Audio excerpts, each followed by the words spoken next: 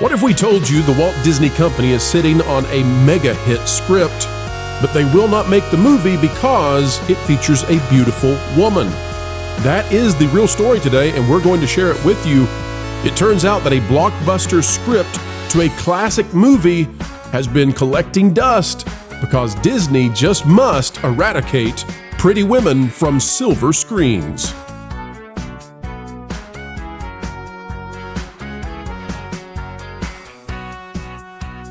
All right, folks, this one's out of the New York Post. It says Disney would never allow Jessica Rabbit and Who Framed Roger Rabbit sequel, says director. They can't. It's by Whitney Vasquez. And by the way, this is another one of those cases where the headline hides just how big of a deal this is. We're going to find out in here that turns out there's a Roger Rabbit sequel that has been waiting, and the script supposedly is fantastic, and it's not allowed to be made. We'll show you why in just a second. Here we go. It says, what's a Who Framed Roger Rabbit sequel without Jessica Rabbit? The film's director, Robert Zemeckis, by the way, I think he's done a few things. I think he knows what he's doing in movie making. Shared his thoughts on a possible follow-up to the 1988 classic that featured the sexy and flirty animated wife of one Roger Rabbit, donned in her iconic red dress that highlighted her hourglass figure. Please, Eddie. While on the October 30th episode of the Happy, Sad, Confused podcast, Zemeckis 72 shared that the current Disney would never make a Roger Rabbit 2 with Jessica Rabbit in it, adding that times have changed. There's Jessica Rabbit. Remember that part of the humor of the movie is that she was drawn that way. She can't help it, just like apparently she can't help playing patty cake. But she was drawn that way. It's not her fault. There's a good script sitting at Disney, Zemeckis said, while disclosing that the movie's original screenwriters, Jeffrey Price and Peter S. Seaman, already wrote a follow-up film. The current Disney would never make a Roger Rabbit today. They can't make a movie with Jessica Rabbit in it.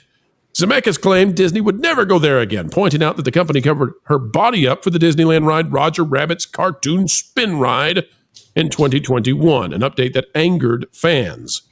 Look what they did to Jessica at the theme park, he said. They trussed her up in a trench coat. And indeed, they did. Boys on the panel, these folks love the ladies of The View more than they do Jessica Rabbit. You're not allowed to be bodacious. Vash, I appreciate you showing what once was and is no more.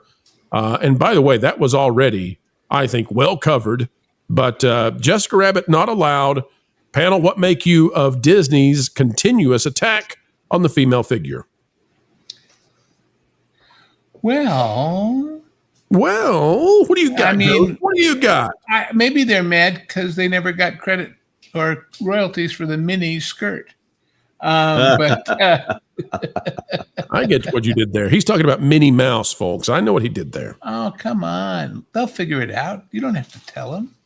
Well, you see what happens, You're folks. too nice here. Very short. It's a mini skirt, and then you put it on a mouse. Her name's I kid. All right, Lou. Well, it's once was said that a mini skirt is actually a Freudian slip, but that struck me just the right way. I'm sorry. Well, I'm glad.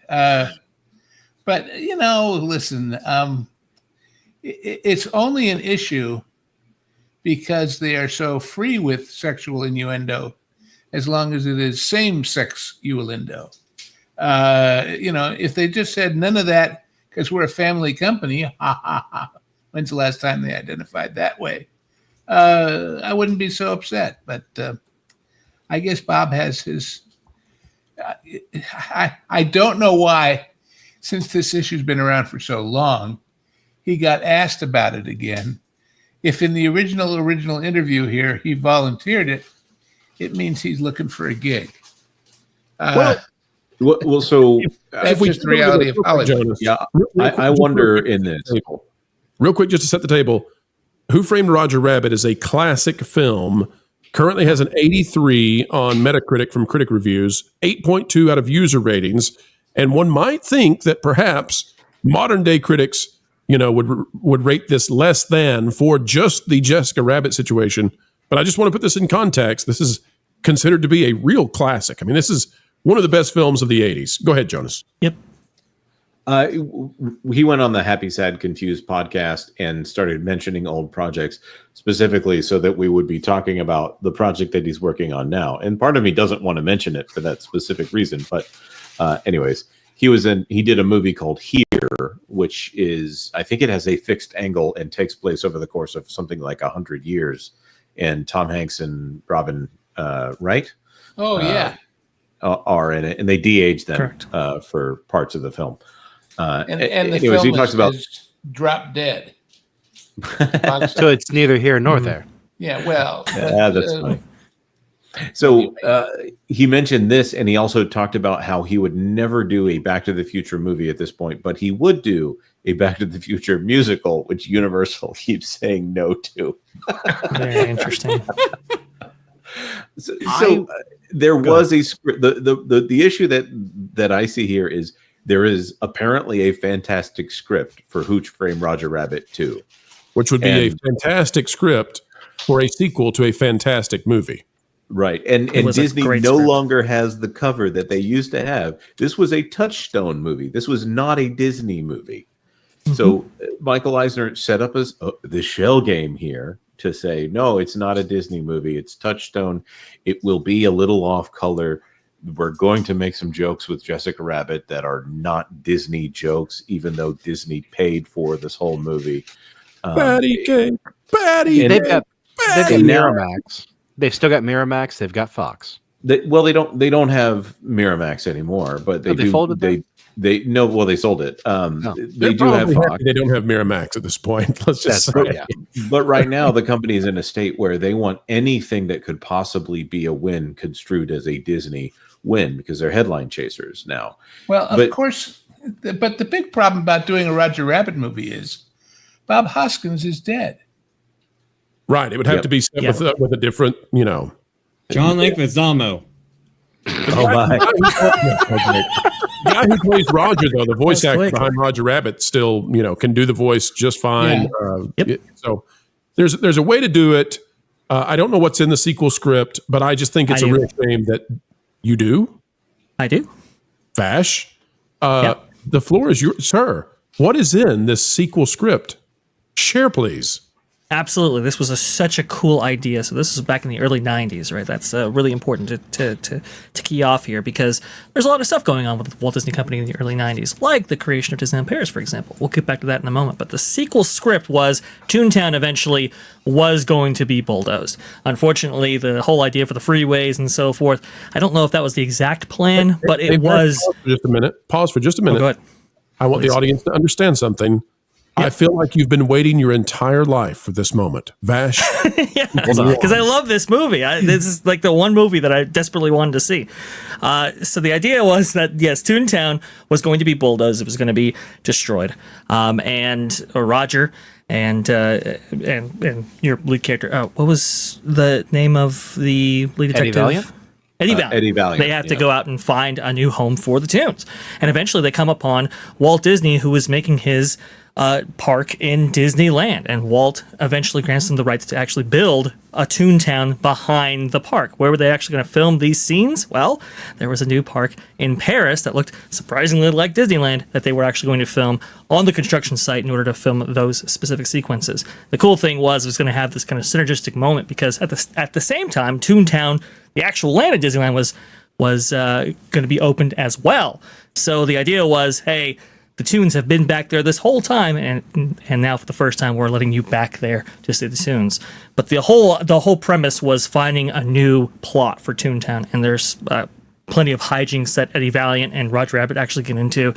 It was such a cool idea, but apparently they had to share the rights for the Roger Rabbit character with Steven Spielberg, and that's kind of what got this thing off on the wrong foot because they were supposed to share shorts between Amblin Productions and Disney Productions. And unfortunately, I think Steven Spielberg wanted a Roger Rabbit short in front of Arachnophobia. And unfortunately, that was earmarked for another film, I believe Dick Tracy. And that's where the kind of friction kind of resided. Yeah. And because he had 50% rights, he just denied, Steven Spielberg, that is, denied the rights to use the character for any productions going forward. And so, yeah, I think it is a character lost to time. I don't know if you could do it now with the modern sensibilities of the Walt Disney Company, which is what Robert Zemeckis is referring to. But you could have Eddie Valiant's son. You can always write that in, or you can make it be his nephew for his murdered brother. You could have be whoever partners up with Eddie Valiant to try to save. Because you have to remember, you need somebody like Eddie because you need the interaction with the human world. Otherwise, it's just another cartoon. Yeah, they just hired Jack Black. The other solution is, please no. The other solution is, I guess the other reason that really works is because in a sequel, you're going to need to have someone go through what Eddie goes through, which is, suffering through the antics of cartoons. Because if they're in real life, they're really, really annoying. So having his son or his nephew have to come in and do that would be fantastic. But it doesn't look like it's going to happen because, as we said, Disney and their modern sensibilities will never allow us to have things that we enjoyed. We loved them. They became iconic. People were doing this character to their body, Jessica Rabbit. Are you trying to say, quote, this is why we can't have nice things, unquote? Lou, there's you remember the part in the movie with Betty Boop where she shows up as a server for Eddie?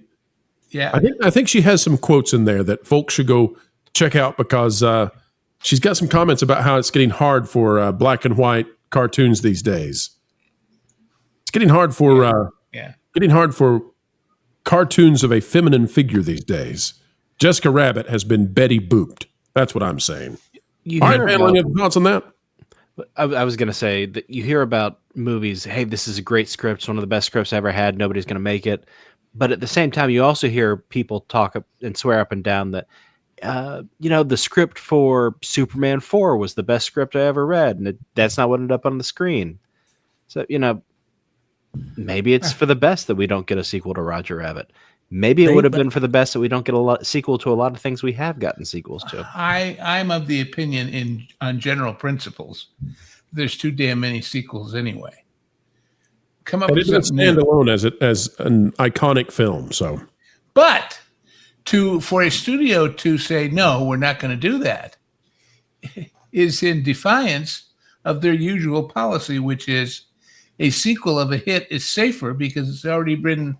The audience has been warmed up for it already, and we have more likelihood of selling more tickets. So, I don't know.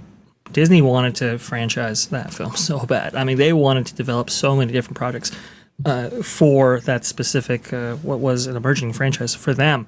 Big ticket. The last minute implementation of a lot of Roger stuff into Disney MGM Studios, for example, was a reflection of that. They wanted to expand it out with lands and themed experiences and so forth. They were working on shorts actively at the time. Those Roger shorts are great if you can find them. Yeah. Yep. Absolutely. But they had to mothball them because, some trouble emerged early on and they just never could get over that. And now, I think Roger Rabbit would work pretty well in the modern era, but it's just, is there a hunger within the studio anymore? I don't think there is. Jonas, read this one, please, because it fits right in with the conversation. I don't want to miss it. Aldo Casabona for $4.99. DEI keeps getting in the way of good stories, but Ariel is still in a seashell bra in 2023. Funny how they pick and choose as long as we get the modern message. Also, Ariel's like 16 years old, so come on, Disney. Well, they tried their best to change Ariel. You'll notice they have tried every possible way. They tried Hallie. They tried this new Disney Junior show, and none of it's sticking. And now they're having to go back to the original Ariel look for the Hollywood Studios show. I don't think they're happy about that, but trust you me, they're working hard to change Ariel. They're just not successful yet. Say it ain't so. This just in. Disney lost money on another movie. Why, that can't be. I thought that John Lasseter fella over at Pixar was cranking out the latest hits, and Marvel was unstoppable, and Disney princesses were a thing, and Star Wars was a multi-billion-dollar money-making franchise. I overheard you talking about Disney, and wanted to let you know you're really behind the ball. If you were getting great articles from thatparkplace.com and subscribe to WDW Pro's YouTube channel, you'd actually be ahead of the culture curve, and have entertainment explained.